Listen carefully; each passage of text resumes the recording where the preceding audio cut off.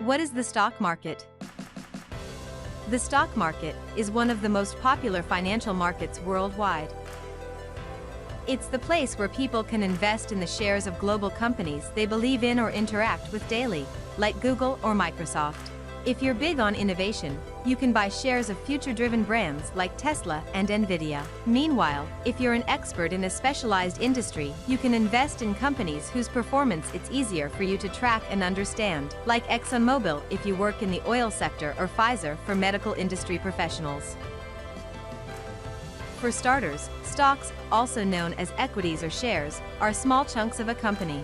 These stocks are placed by a company into an initial public offering, IPO, for people to trade. After the IPO is listed on the stock market, the stock's price starts changing based on the company's performance and people's opinion of the company's future.